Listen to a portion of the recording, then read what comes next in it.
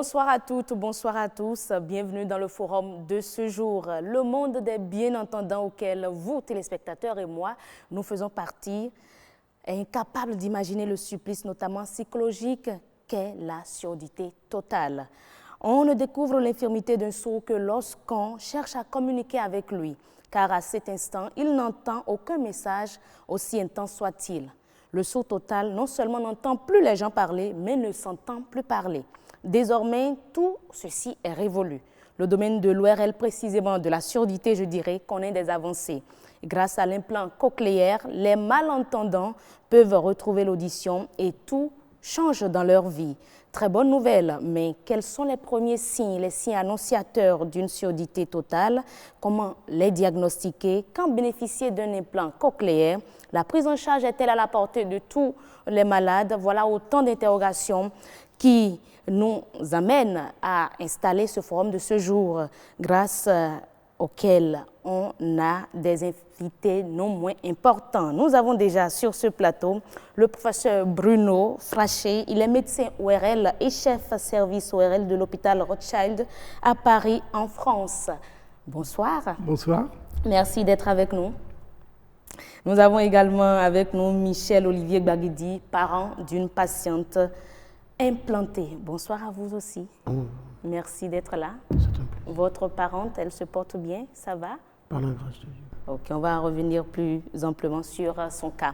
Alors, mesdames et messieurs, avant de vous proposer cet élément témoin réalisé par Yasmine Damanta qui parle un peu de la chirurgie de l'implant cochléaire, je dirais, on va chercher à savoir toutes les généralités sur la surdité. Alors, professeur, comment peut-on définir la surdité?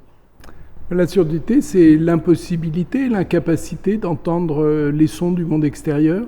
Donc la personne est isolée.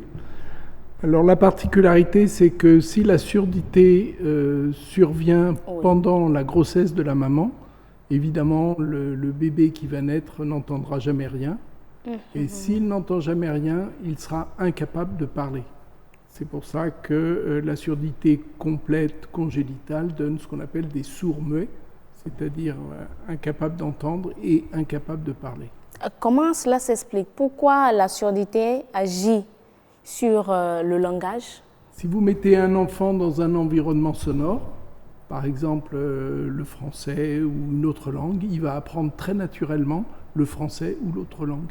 C'est-à-dire que c'est une imbibition naturelle et c'est comme ça que les enfants acquièrent le langage par l'audition. S'il n'y a pas d'audition, il n'y a pas de langage. D'accord, donc ça veut dire que ces enfants nés sourds, s'ils sont dans une communauté où on parle, tout le monde parle, ils peuvent parler, bien qu'étant sourds? S'ils n'entendent pas, ils ne parleront pas. D'accord. La communication qui va s'établir, par exemple, dans une famille de personnes sourdes, par des problèmes génétiques, par exemple, eh bien, leur communication va se faire avec des gestes. Et donc, ils vont communiquer en faisant le père, c'est comme ça, le merci, c'est comme ça, merci, c'est comme ça, réunion, c'est comme ça. Et donc, on apprend cette langue des signes dans ces familles, dans ces communautés de sourds. Mais si l'enfant sourd naît dans une famille de normaux entendants, là, ça devient plus compliqué, c'est-à-dire que la famille, souvent, va peiner pour apprendre la langue des signes. Donc, dans ces conditions-là, il vaut mieux réfléchir à compenser la surdité, c'est-à-dire à essayer de réparer ce que la nature n'a pas permis d'obtenir, par exemple avec un implant cochléaire. Dont on va parler tout à l'heure. À part la surdité congénitale, est-ce qu'il y a d'autres types de surdité? La majorité des surdités surviennent après l'acquisition du langage, donc c'est des devenus sourds. À partir de quel âge? Il y a tous les accidents de la vie, la méningite, le traumatisme sonore, le choc sur le crâne, etc. Mais la grande majorité des surdités, c'est la presbyacousie, c'est-à-dire le vieillissement de l'audition à partir de 60-65 ans. Et 90% des prothèses auditives sont destinées aux personnes malentendantes du fait de l'âge. D'accord. Alors, Monsieur Baguidi, votre parent a souffert de quel type de surdité? Comme l'a dit le professeur, je pense que c'est suite à un accident, c'est suite à une crise de paludisme chronique. Si mes souvenirs sont bons, au courant décembre 2015, et sa maman qui est ma grande sœur. Donc c'est votre nièce? C'est ma nièce. Sa maman qui est ma grande sœur m'avait appelé et me faisait comprendre que sa fille était véritablement malade.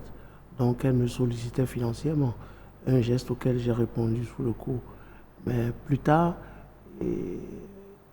j'ai cru comprendre que en fait, celui qui s'occupait d'elle n'était en réalité pas un médecin. Il n'avait pas les compétences requises pour se faire appeler médecin. Il s'est déclaré médecin généraliste ou médecin ORL? Médecin encore, c'est trop fort. Je pense que c'est l'aide-soignant du quartier. Donc, il s'en est mis plein les poches, justement, en agissant sur la naïveté de la population. C'est beaucoup plus ça, c'est ce que moi j'ai compris. Parce qu'en réalité, elle est à Boycon avec sa maman et moi je suis à Cotonou. Donc, le lendemain, on m'a dit que là, on constate subitement qu'elle ne peut plus, qu'elle ne parle plus et qu'elle n'entend plus non plus. Donc, pour nous, dans un premier temps, on a fait l'analyse, on a dit est-ce que c'est véritablement scientifique ce qui est en train de se produire là. Et comme toute bonne personne qui croit en Dieu, donc on a passé par des séances de prière, de délivrance, de libération et qui n'ont véritablement pas donné grand-chose. Mais ce que j'ai constaté avec le temps, c'est que suite aussi à d'autres interventions, je pense qu'on a compris que là, c'était véritablement le désastre. Et moi, personnellement, j'étais complètement désespéré. C'est beaucoup plus mon jeune frère, le pasteur Bagui Mespin, qui véritablement a pris les taureaux par les cornes. Et moi, je lui donnais des conseils et je le soutenais beaucoup plus à travers mes conseils. Et je lui dis à chaque fois de me rendre compte. Et c'est un peu de cette manière qu'il a piloté le dossier. Et il est allé même jusqu'à essayer des prothèses. Et le plus fort, il me semble, qui était à plus d'1 million, n'a même pas marché.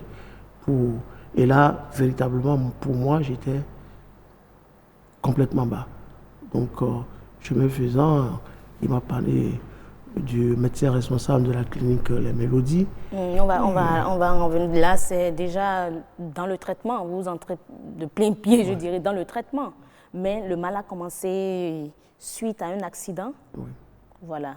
Mais docteur, professeur, vous avez suivi un peu le cas. Est-ce que le paludisme...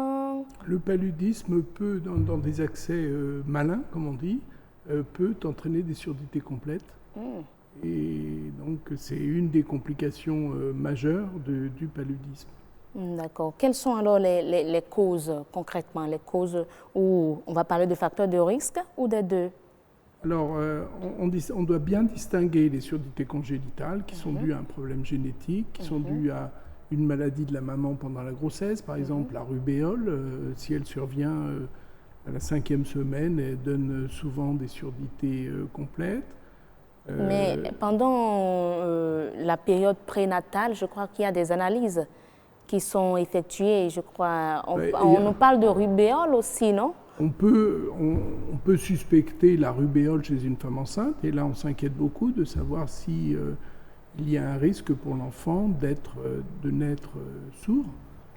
Donc il y a des maladies congénitales pendant la grossesse, il y a des maladies génétiques parce que il y a une anomalie, et puis il y a toutes les surdités qui sont acquises après l'acquisition du langage.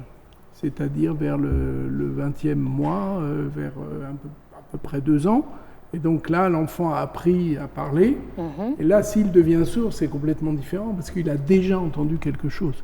S'il n'a jamais entendu, on va, par exemple, pour l'implantation, imaginez-vous qu'on va implanter un enfant qui n'a jamais entendu.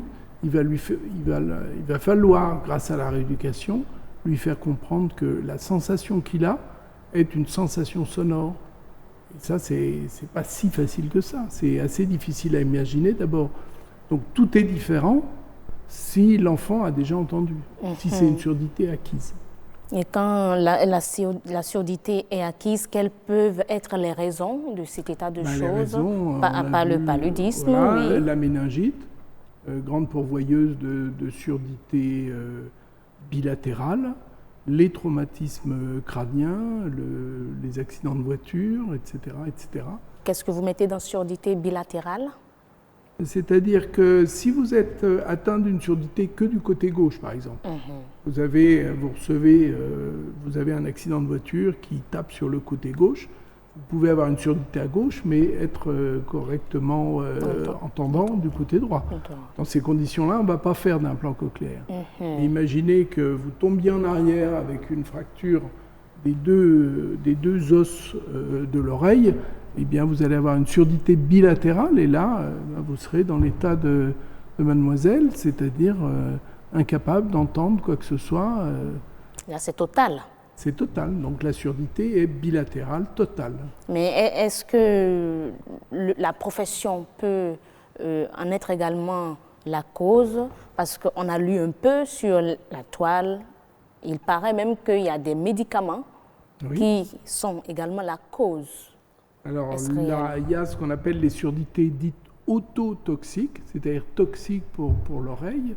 Et dans bien des cas, on est obligé de prendre des risques avec des médicaments pour sauver la vie de la personne, par exemple avec des antibiotiques, mais on a un risque d'atteindre l'audition. Donc il y a des choses précises à faire, des dosages, etc., pour éviter cette complication. D'accord. Mais comment peut-on reconnaître un signe qui annonce une surdité? Si la personne est en âge de s'exprimer, elle va dire quelque chose. Elle va dire je ne comprends pas, elle va dire j'ai des bourdonnements dans l'oreille, peut-être elle va avoir des vertiges.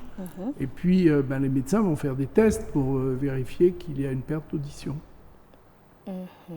D'accord. Monsieur Baguidi, voilà un peu pour vous, c'est le paludisme qui a causé cela. Mais comment est-ce que vous avez pu constater que votre nièce n'entend plus? Oui, comme je vous le disais tantôt, et dès le lendemain du traitement que lui a administré l'agent de santé, il m'a été rapporté qu'elle n'entendait plus rien et que quand on lui parlait, elle ne répondait plus. Donc c'est suite à ça qu'on s'est beaucoup plus attelé à l'observer dans le temps, et on a compris que c'était un véritable problème en fait qui se posait à nous. Et il faut avouer que ça a été très douloureux, parce que moi par exemple je me rappelle, je l'ai appelé 5 fois sur son portable et ça m'a mis hors de moi-même. J'ai dit maintenant je ne l'appelle plus parce que j'ai oublié qu'elle avait un problème. Okay? Et c'est plus tard qu'elle m'a envoyé un message pour dire bonjour tonton. C'est en ce moment que je me suis réalisé en fait qu'elle avait des problèmes d'audition. Donc en fait c'est moi qui était complètement à gauche. Donc par un message aussi je lui ai présenté mes excuses, et puis mais ça a été véritablement un choc, véritablement dur. Et là je profite pour saluer d'abord son courage à elle-même et le courage de mon jeune frère. Parce que j'allais vous demander comment est-ce qu'elle s'est prise lorsqu'elle-même a constaté qu'elle n'entend plus rien? Oui, c'est ça, je disais tantôt, ça n'a pas été facile. Parce que, comme je l'ai dit, elle a facilement, progressivement, elle a accepté la chose parce que ça lui est tombé dessus. Elle ne comprenait véritablement rien. Parce que pendant longtemps, même sa maman n'acceptait pas que c'était à la suite de cette crise que ceci se passait. Et que c'est le dosage, je ne sais pas moi, un peu fort du Kinimas ou quoi, et qui lui a été administré, qui a entraîné tout ceci. Donc on cherchait les causes ailleurs, qui en fait n'existaient pas. Donc, et par la suite, elle a compris et elle s'est adaptée tant bien que mal avec la prière et le soutien véritablement indéfectible de mon jeune frère qui est aussi son oncle. D'accord. Alors, professeur, on est dans un métier où, bon, comme chez, je dirais peut-être les soudeurs, où ça crie, on entend assez de bruit, ou en tout cas, qu'on le veuille ou pas, on est dans des conditions où on ne peut pas prévenir la surdité. Est-ce que c'est possible ou il faut penser d'abord à prévenir? Prévenir la surdité, si vous prenez des médicaments dangereux pour l'audition, vous vous exposez à un risque de surdité. Là, ce n'est pas possible de prévenir. Ou il faut demander au médecin de changer le médicament? Absolument. Si par exemple vous avez une surdité que d'un seul côté et que le médecin a envie de vous prescrire un certain antibiotique, il vaut mieux lui dire attention, je n'ai plus qu'une seule oreille qui fonctionne. Si jamais le médicament est toxique pour mon oreille, je vais être sourd des deux côtés. Ce qui est compliqué, c'est que nous sommes dans un pays à fort taux d'analphabètes. Combien de personnes demandent au médecin le médicament fera quoi? Quels sont les effets secondaires? On ne demande pas. Le médecin, même, je parle sous vos contrôles, ne dit même pas souvent ça. Ne détaille pas la notice avant de prescrire le médicament. Peut-être pas, mais c'est quand même un grand classique pour les médecins de savoir et de connaître ce qu'on appelle l'autotoxicité, c'est-à-dire la dangerosité de certains médicaments pour l'audition. D'accord. Et mis à part le traitement médicamenteux qui peut être un problème, comment peut-on prévenir? Alors il y a quelque chose qui est une croisade plutôt, qui est vraiment très importante à mener à tous les niveaux qu'on soit, c'est la lutte contre le traumatisme sonore. Ça ne va pas donner des surdités complètes, mais ça va donner des acouphènes, ça va donner une surdité ou une malentendance partielle. Ça, c'est facile à éviter. Il faut dire aux personnes que dans les boîtes de nuit, ils fassent des pauses sonores, ils ne s'exposent pas trop aux baffles, que le niveau sonore soit respecté, etc. etc. C'est essentiel. D'accord, mais sans implant, on va parler de l'implant cochléaire, mais sans implant, est-ce qu'on peut retrouver son audition? À côté de l'implant cochléaire qui représente 3% des prothèses auditives à peine, il y a toutes les prothèses conventionnelles qu'on met en place pour les surdités de l'âge mûr, c'est-à-dire à partir de 60-65 ans. Mais là, c'est des implants. Même si ce n'est pas des implants cochléaires, c'est des implants. Non, est-ce qu'il n'y a pas autre chose à faire pour retrouver des prothèses? Les prothèses, c'est des dispositifs amovibles qu'on met et qu'on retire dans le conduit auditif. Donc ça, c'est extrêmement classique. Je n'ai pas les chiffres de Bénin, mais en France, c'est pas loin de 700 000 prothèses mises en place tous les ans. Donc c'est quand même beaucoup. Beaucoup. Voilà. D'accord. Lorsqu'on n'a pas pu prévenir le mal, il faut penser à la prise en charge. Ça, c'est clair. Lorsqu'on est sourd, il faut traiter. Plusieurs solutions s'offrent. Le professeur l'a dit tantôt, il y a des implants. Mais lorsqu'on parle de l'implant cochléaire, comment est-ce qu'on peut comprendre la chose? Yasmine Damanta est allée, je dirais, chez l'un des médecins ici, le docteur Sorintok, qu'on va voir tout à l'heure, pour découvrir un peu comment cela se passe, l'implantation. On suit son reportage et on revient pour poursuivre le débat. Après la Côte d'Ivoire, le Sénégal, le Mali, c'est au tour du Bénin de bénéficier d'expertise dans le domaine d'insertion d'implants cochléaires. Une opération qui redonne vie au sens de l'ouïe du patient qui l'aurait perdu. Pour mieux le découvrir, suivez-moi.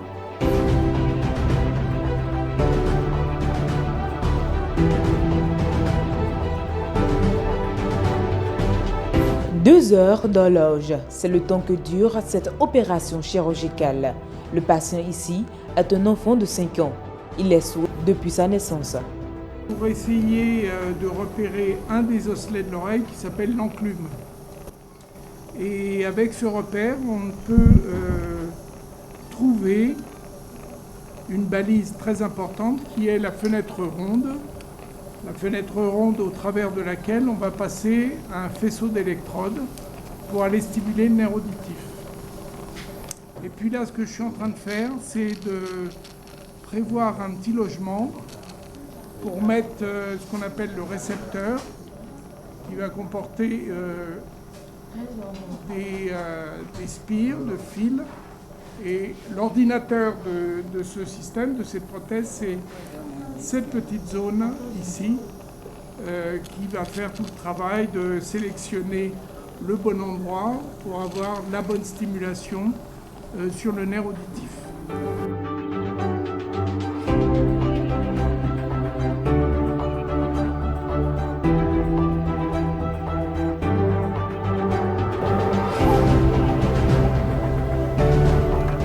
On a l'Espire dont je vous ai parlé tout à l'heure, l'aimant de centrage pour la bobine émettrice, l'ordinateur de bord qui est ici. Et ici, vous avez donc les électrodes. Et donc le jeu, c'est d'aller rentrer ces électrodes dans le petit trou qu'il y a. Non, ce que je voudrais, c'est une magique. Là, il faut lui dire soit mon petit messager, sinon ça ne marche pas. Pendant l'opération, nous avions pu rencontrer sa mère. Elle donne son témoignage. Si on l'appelle, il ne répond pas même si on est à côté de lui, puis on l'appelle, il ne réagit pas. Je suis allée voir ORL Beteja, une dame qui était là, c'est elle qui m'a consultée. Donc, elle m'avait envoyé dans une clinique située non loin du centre Soweto qui est à Kpakpa. Donc, d'après les analyses, la dame m'a dit que c'est un sou, que s'il va entendre là, on devait aller à l'extérieur pour l'opérer. Donc, en ce temps-là, son papa n'avait pas de moyens, donc on a laissé ça carrément. Cette année, disons 5 janvier passé, monsieur ORL Sorrentor a contacté son papa pour dire qu'il y aura une campagne que les parents viendront de l'extérieur pour faire l'opération au Bénin. Donc le prix se relevait à 6 millions. Il a discuté avec son papa. Donc, ils ont demandé des analyses. On a fait des analyses. Du côté du bloc opératoire, l'implant cochléaire est déjà placé. Les médecins procèdent à l'essai.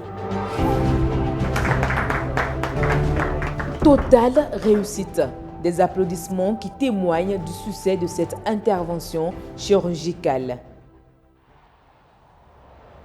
Yasmine Damanta, on va retrouver nos invités qui sont ici. Monsieur Vincent, prenez le micro. Alors, présentez-vous. Alors, je suis Vincent Jourde, je suis directeur commercial pour la société Medel.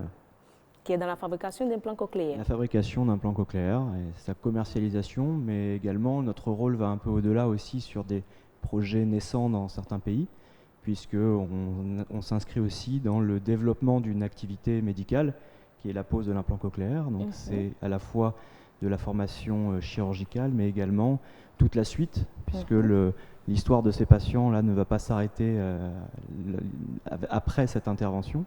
Il va falloir ensuite mettre en route l'implant. Donc on va revenir dans un mois au Bénin, aux côtés de Madame Chénaud, qui est notre représentante locale, pour mettre en route la partie externe de l'implant. Et ça va se faire de manière progressive. Les patients vont recevoir 7 ou 8 réglages la première année, tout en recevant également des séances de rééducation orthophonique. D'accord, mais quels sont les objectifs de ce matériel-là, de cet appareil ? Qu'est-ce que vous voulez dire par les objectifs, c'est-à-dire à quoi ça va servir? Quels sont ses avantages pour le patient? Le patient n'entendait rien, il va pouvoir entendre et acquérir le langage, pour le plus petit qui n'avait pas encore acquis le langage.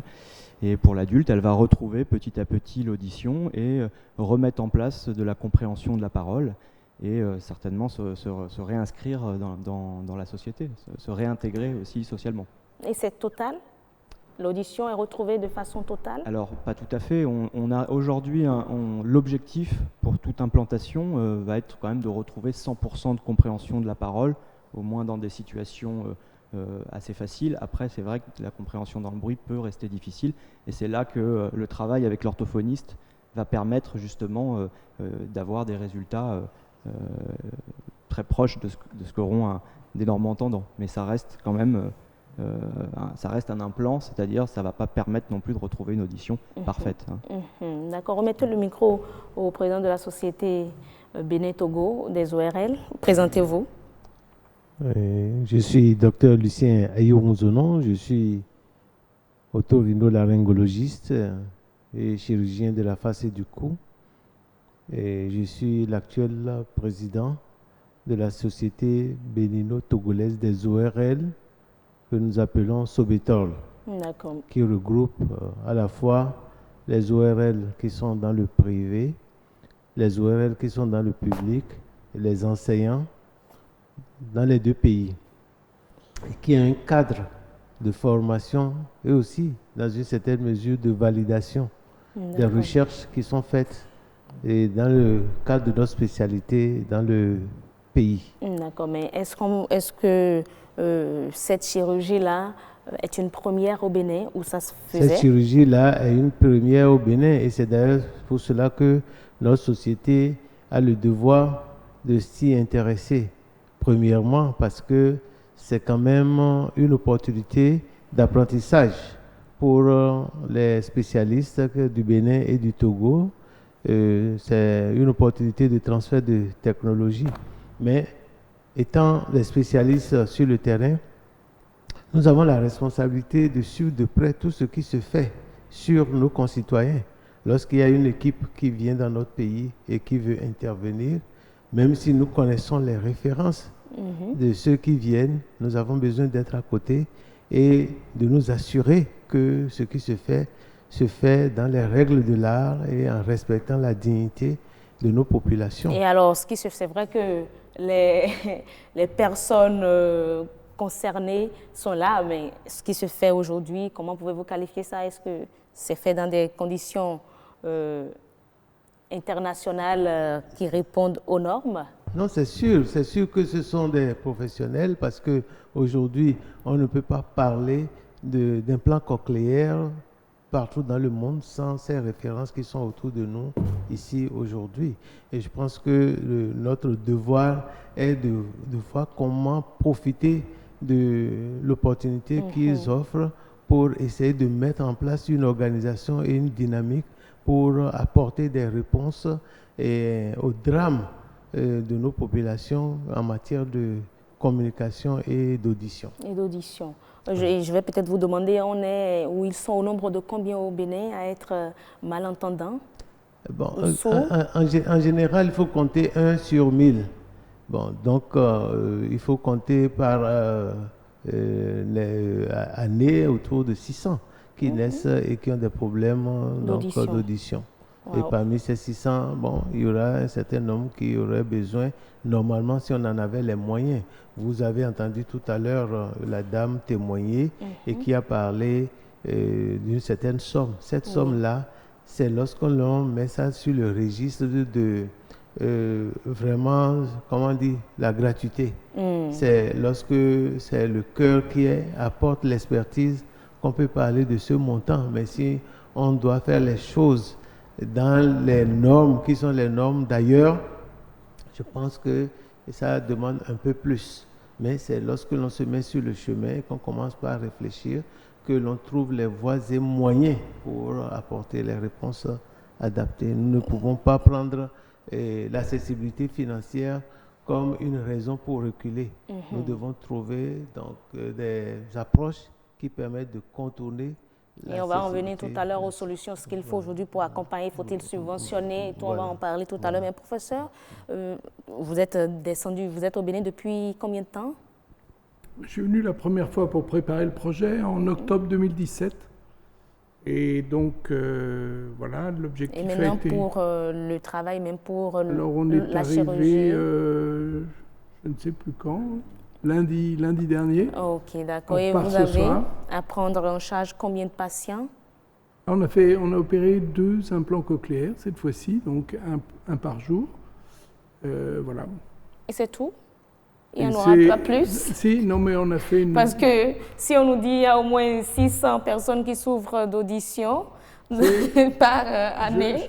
Je dis juste un mot. Premièrement, on a fait une très belle consultation. Quand je dis très belle, très intéressante, parce qu'il y avait tous les professionnels d'une équipe soudée, intelligente et sensible pour la surdité des patients. Donc avec une orthophoniste, avec le médecin, avec l'audioprothésiste, etc. Mais j'insiste, l'implant cochléaire, n'a plus à faire la preuve de son efficacité. Le problème maintenant, c'est comment on fait. C'est-à-dire comment on trouve de l'argent, comment on sélectionne les personnes, comment on les dépiste, comment on va les rééduquer, comment on va les suivre, etc. Et déjà par rapport au dépistage ou comment les personnes ont été sélectionnées, je vais vous demander, Dr Sointor, la dame dont l'enfant a été implanté a dit c'est grâce à vous. Est-ce que c'est par affinité que les patients ont été trouvés?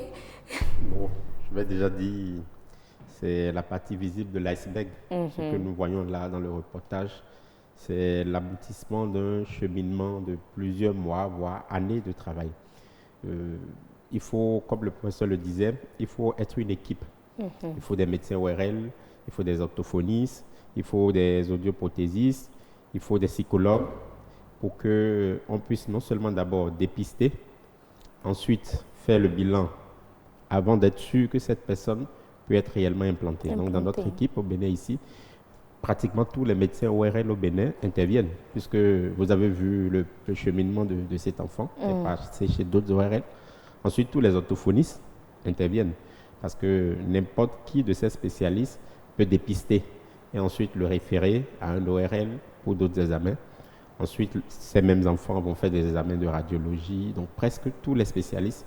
Mais là, ce n'est pas tous les enfants qui sont dans le cas ou tous les malades qui vont bénéficier de, je dirais, projets, là. Tout à l'heure, comme on le disait, déjà, ce n'est pas forcément tous les sous qui seront implantés. D'abord, il faut déjà faire la distinction. Quel type de surdité a besoin d'être implanté? Alors, dites-nous. Bon, déjà, il faut savoir que c'est les surdités profondes.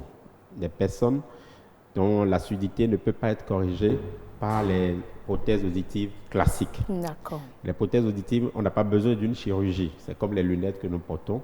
Donc, ces prothèses, on n'a pas besoin d'être opéré pour ça. Donc, lorsque on utilise une prothèse auditive surpuissante et que malgré ça, on n'arrive pas à corriger cette surdité, c'est seulement en ce moment qu'on peut dire que cette personne pourrait bénéficier d'un implant cochléaire. Mais ce n'est pas fini. Il faut encore faire d'autres bilans pour voir est-ce que les conditions locales sont bonnes pour réellement aller mettre un implant. Okay. Par exemple, depuis qu'on a parlé de cet implant, j'ai reçu des parents qui me disent oui, mon enfant aussi est sourd. Je dis oui, il est sourd depuis quand? Depuis la naissance. Il a quel âge? Il a 25 ans. Bon, ce type de personne, même si on lui fait un implant cochléaire, il n'y aura aucun bénéfice. Pourquoi? Parce qu'il faut un temps pour acquérir le langage. Et 25 ans après, c'est plus possible d'acquérir le langage? Même s'il est dans une communauté où le langage est oral? Je vais laisser le professeur répondre à cette question. Oui, professeur. Dès qu'on a fait le diagnostic de surdité, c'est-à-dire dès que la maman, par exemple, est venue dire au médecin « je suis sûr que mon enfant entend mal », là, le médecin va vraiment se pencher sur ce diagnostic. Et dès que le diagnostic de surdité est établi, et si on ne peut pas corriger par une prothèse, évidemment, on va penser à un implant cochléaire. Mais plus tôt on fera l'implant cochléaire, mieux ça vaudra pour que cet enfant récupère de la parole. Alors on dit que, mon collègue dit 5 ans, on va être un peu plus généreux, on va dire 6-7 ans, c'est-à-dire le moment, ce qu'on appelle la langue maternelle, le délai pendant lequel un enfant acquiert la langue maternelle, parce qu'il y a une imbibition par l'environnement. Donc on va dire 7 ans, jusqu'à 7 ans. Après, l'enfant, il n'a pas envie de se distinguer des autres, donc avoir un appareil très visible ou visible. Il n'a pas envie de quitter sa communauté de sourds, etc. etc. Donc souvent, eh bien, jusqu'à l'adolescence, quand il va rentrer éventuellement à l'université, il va se dire « je peine beaucoup, beaucoup, beaucoup pour faire des études. Et si j'entendais un peu mieux, peut-être que ça serait mieux. » Et là va se reposer sans doute le problème de l'indication de mettre en place un implant cochléaire. Cochléaire, d'accord. Votre nièce, elle a quel âge? Aujourd'hui, 34 ans. 34 ans. Et est-ce qu'elle a bénéficié de l'implant cochléaire ou... Oui. À 34 ans? Elle a été opérée hier. Oui. Mais elle avait entendu avant. Elle a eu un accident de santé. D'accord. En fait, j'évoluais dans une pensée précise. Quelqu'un qui n'a pas entendu depuis sa naissance, qui est sourd, muet depuis sa naissance jusqu'à 25 ans, je disais, c'est une personne de 25 ans. Ça ne sert à rien de l'implanter. Par contre, quelqu'un comme nous, qui a déjà entendu toute sa vie, et qui devient sourd, peut-être à la suite d'une maladie, à la suite d'un accident. Acquise. Ça, c'est une surdité acquise. Ces personnes, au contraire, c'est les meilleures indications. Puisque ceux-là, ils sont rééduqués facilement, puisqu'ils savent déjà parler, ils sont facilement rééduqués. Donc, c'est le cas de la nièce de M. Gravity. Vous aviez dit tantôt que c'est plusieurs spécialistes qui interviennent. Il y a l'orthophoniste qui est là. Remettez-lui le micro. Présentez-vous, madame. Madame Choupa, ou Choumari Edith, orthophoniste. Je suis membre de l'Association béninoise des professionnels orthophonistes. Orthophoniste. Vous intervenez à quel moment de la prise en charge? Alors, on va déjà commencer par ce qu'on appelle le bilan orthophonique pré-implant, c'est-à-dire on va rencontrer le malade, avoir toute l'histoire de la maladie, pour comment c'est arrivé, quels sont les moyens qui sont mis en place pour communiquer avec cette personne.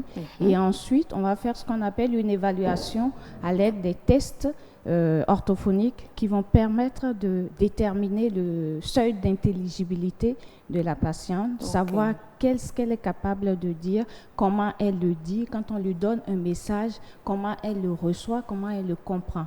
Et au travers de ce bilan orthophonique, on va également spécifier au niveau de la voix pour voir est-ce que les paramètres de la voix ont changé depuis l'acquisition de la surdité ou pas. Donc, après ce bilan pré-implant, en fait, ce bilan va contribuer à renforcer l'indication de l'implant.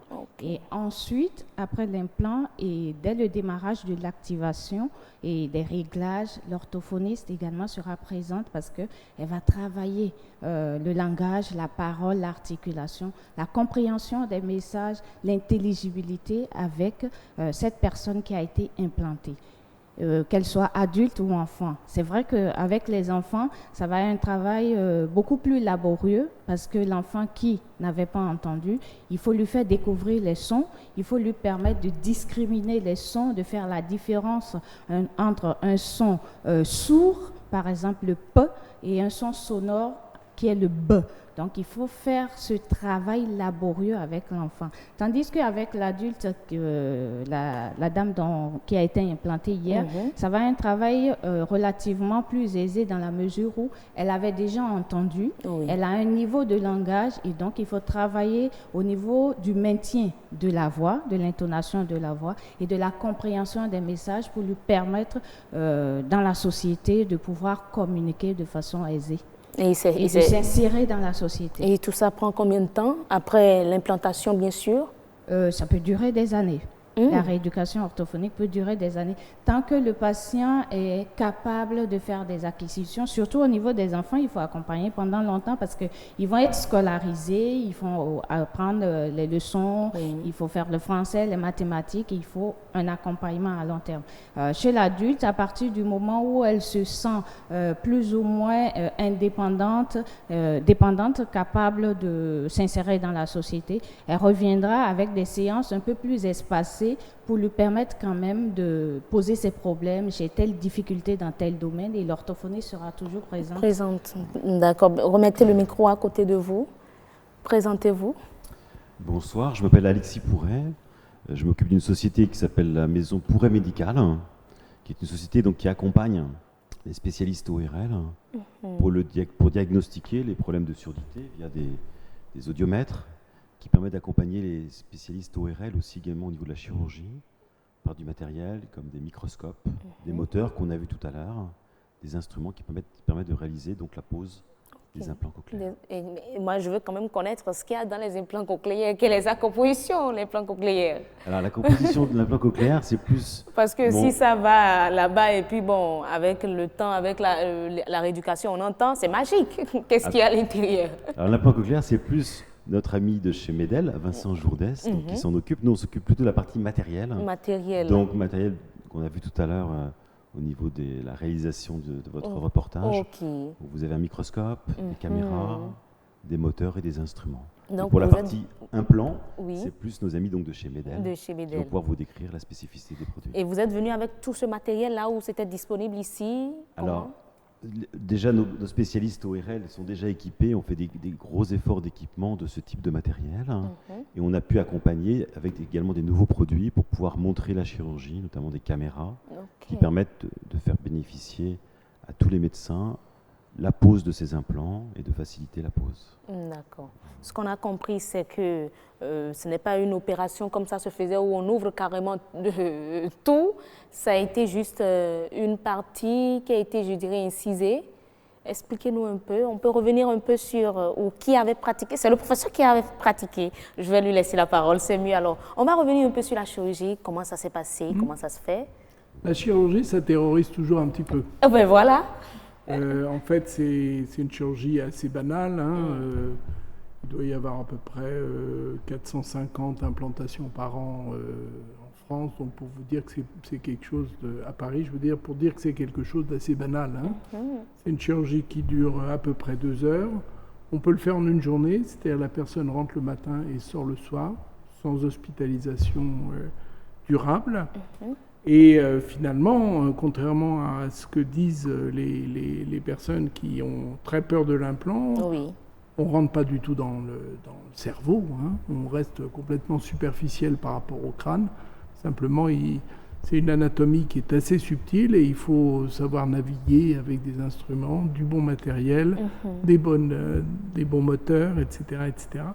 Donc voilà, c'est une chirurgie qui s'apprend assez vite. Assez vite. Est-ce que les patients à qui vous les proposez acceptent facilement une chirurgie? Alors, en fait, nous, notre travail, c'est de dire c'est faisable. Et puis ensuite, il y a forcément une rencontre avec des personnes qui ont déjà été implantées. C'est-à-dire une personne qui est candidate à l'implantation va rencontrer une association de personnes implantées. Donc pour l'instant, au Bénin, il n'y a pas beaucoup de personnes implantées, mais arrivera un jour où la corde va augmenter. Je dirais, il n'y a que 2 personnes. Il n'y a que 2 personnes, mais j'espère que vous allez arriver à mettre au point les histoires de financement, etc., pour pouvoir assurer cette chirurgie et cette prise en charge surtout. Et donc, c'est en fait la rencontre avec les associations de personnes implantées qui motive la personne. Moi, je ne peux pas dire ce qu'ils vont entendre. Je sais que globalement, ils vont bien entendre. Mais la personne qui rencontre une personne implantée faisant partie d'une association d'implantés va bien expliquer le pourquoi, du comment, les sensations, etc. etc. C'est assez important à réaliser comme étape. Votre nièce a pris par là? Ou comment ça s'est passé? Comment a-t-elle pu accepter cette implantation? Je pense qu'il y a eu un travail de fond, et comme je le disais, il y a un travail qui a été officié par mon jeune frère et soutenu bien sûr par le docteur responsable de la clinique Les Mélodies. Et ça a été un travail d'un long moment. D'un long moment? Oui, parce que elle parlait, entendait bien jusqu'à 31 ans, et subitement, depuis 3 ans environ, et c'est tombé, puis c'est arrivé. Donc ça a été un travail véritablement difficile. Et comment vous vous préparez aujourd'hui pour la période post-opératoire? Pour moi, je pense que le plus dur est passé. Et visiblement, elle était très très contente, rien que de se savoir opérer. Et moi, je pense que c'était déjà un grand pas. Et que par rapport à cela, à ceci, la suite serait beaucoup plus facile à gérer. Mais l'orthophoniste, est-ce qu'elle peut déjà entendre quelque chose? Non, pas du tout, parce que l'activation n'est pas encore faite. Comme l'a dit M. Jourdain, il va revenir dans 1 mois. Il y aura l'activation des électrodes, les réglages, et à ce moment, on essaiera de lui donner des messages verbaux qu'elle va essayer de comprendre au travers de l'activation. Et M. Jourdain a expliqué qu'il faut en moyenne entre 6 et 8 réglages au cours de l'année. Donc, c'est des réglages qui vont se faire de façon progressive. Et l'orthophoniste est là pour accompagner, pour dire avec la patiente, oui, je comprends, non, je ne comprends pas, pour améliorer le niveau de la voix, le niveau de compréhension et d'intelligibilité. Donc, c'est un travail d'équipe qui se poursuit au niveau post-opératoire. D'accord. Alors, professeur, voilà un peu la situation. Tout ça a un coût, n'est-ce pas? Vous êtes venu faire ça gratuitement? Oui. Waouh. Mais le coût, c'est pas la main-d'œuvre, parce que moi j'ai la chance d'être un peu en fin de carrière, donc j'ai un peu de temps et je peux me promener. Le coût, c'est le coût de l'appareillage, c'est le coût de l'appareil, c'est le coût de tout ce qui va autour. Et l'objectif, c'est de trouver des financements pour assurer cette chirurgie à toutes les personnes qui en ont besoin. Le docteur Josias Soento va apprendre très très vite. Moi, j'aurais plus besoin de venir, c'est clair. D'accord. Ah, mais Vous là, savez, le professeur, il est là pour mourir. Hein. C'est-à-dire, il est là pour avoir des élèves qui sont meilleurs que lui. Donc ça va venir. Chaque chirurgie, chaque opération a servi de cas pratique aux spécialistes. Ben, je pense que ce qui est intéressant, c'est de montrer comment on fait. Parce que même si on peut lire dans les livres, au travers de vidéos, comment on fait, c'est quand même plus intéressant de voir réellement le cas qu'il a lui-même sélectionné en disant c'est cette personne qu'il faut opérer et donc qui peut voir vraiment le résultat de son choix et la réalisation de cette opération. D'accord. Mais docteur, voilà un peu, la prise en charge n'est pas... Bon, au moins grâce à cette initiative, elle a été gratuite. Mais lorsqu'ils vont partir, tout projet doit finir. Le reste, ce sera la charge des patients. Qu'est-ce que la société bénino-togolaise des ORL fait dans ce sens? Bon, en fait, lorsqu'on dit que c'est gratuit, ce n'est pas gratuit. Ah ben voilà, dites-nous tout. Il y a certains aspects, il y a quand même un effort qui a été fait au niveau des patients pour apporter une contribution, mais leur contribution n'est qu'une portion de ce qu'on a eu à faire comme investissement pour qu'on puisse montrer qu'il est possible d'amener cette technologie, cette haute technologie au Bénin. Maintenant, c'est qu'il y a eu de bonnes volontés qui ont pris l'initiative de débroussailler, comme on dit chez nous, montrer qu'il est possible que l'on le fasse. Il nous revient à nous autres qui sommes des responsables à divers niveaux, des spécialistes, de nous asseoir, toutes catégories confondues, pour dire qu'est-ce que nous faisons désormais. Il n'est pas dit que c'est une seule personne qui va garder le leadership de cette technologie dans le pays. Et c'est vrai que... Mais il ne sert à rien non plus de maîtriser la technique et que de n'avoir personne ou patient sur lequel pratiquer cela. Non, raison pour laquelle je cherche à savoir si... Je pense que si nous voyons notre histoire, l'évolution des spécialistes dans le pays, la première étape, c'est d'abord d'avoir la formation. Il faut s'approprier une formation. Et lorsque on a la formation, on essaie de réfléchir pour voir quelles sont les activités que l'on peut mener. Donc pour l'instant, il n'y a rien encore pour les patients, pour les soutenir lorsque tout ce monde-là va partir. Non, le rôle du médecin, fondamentalement... Non, pas nécessairement du médecin, mais de la société. Voilà, le rôle du médecin, fondamentalement, ce n'est pas lui qui cherche les moyens avec le malade.